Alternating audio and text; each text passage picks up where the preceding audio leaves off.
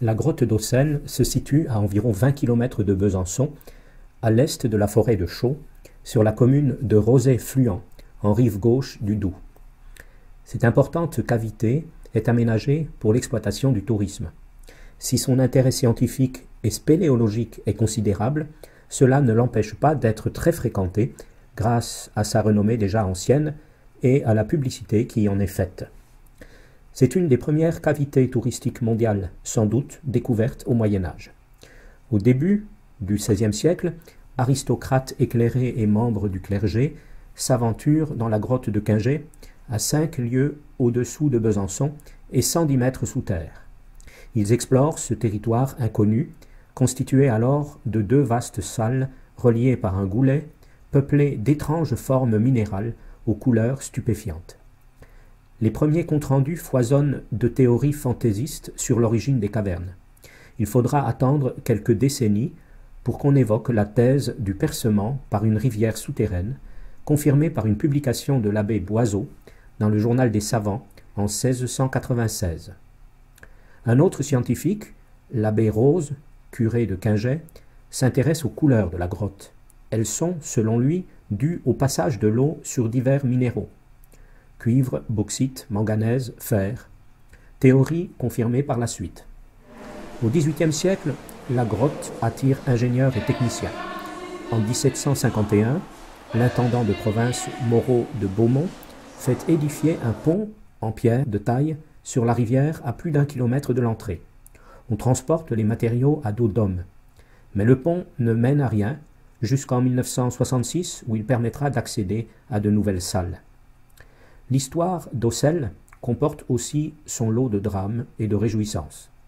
En 1753, l'abbé Gouget, qui explore une nouvelle galerie, est enseveli vivant dans une poche d'argile liquide sous les yeux de ses compagnons. Cette disparition tragique ne décourage pas un entrepreneur de la région, le sieur Toulongeon, qui élargit les passages étroits en 1758 pour permettre l'accès aux dames en toilette, car il organise des banquets, des concerts et des fêtes somptueuses dans les salles souterraines si fraîches en été. À la Révolution, les prêtres réfractaires se réfugient à Auxelles pour échapper à la guillotine. Chassé de sa paroisse jurassienne, l'abbé Griès y célèbre la messe sur un autel d'argile.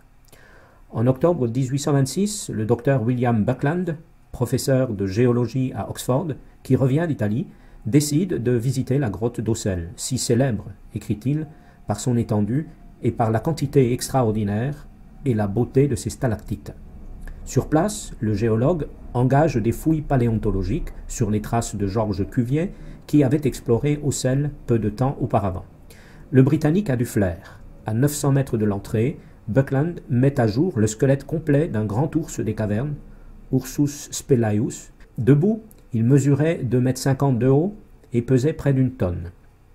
La dépouille de l'animal fut transportée à Londres avec un luxe de précaution et exposée au British Museum, où il est toujours.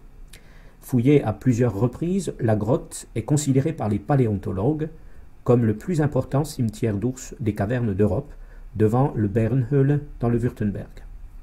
Jean-Claude Frachon, spéléologue du Jura, laisse une description de la grotte d'Auxelles dans laquelle on devine le ressenti à l'encontre de l'exploitation touristique de ce lieu.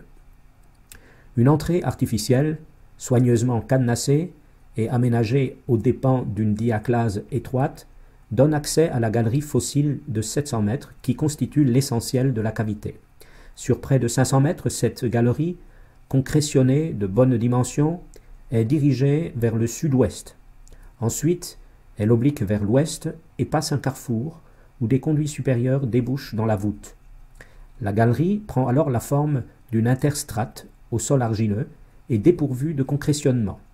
C'est dans cette zone que les exploitants montrent au public, derrière un grillage rouillé, quelques débris des squelettes d'ours qui ont fait la réputation de la grotte.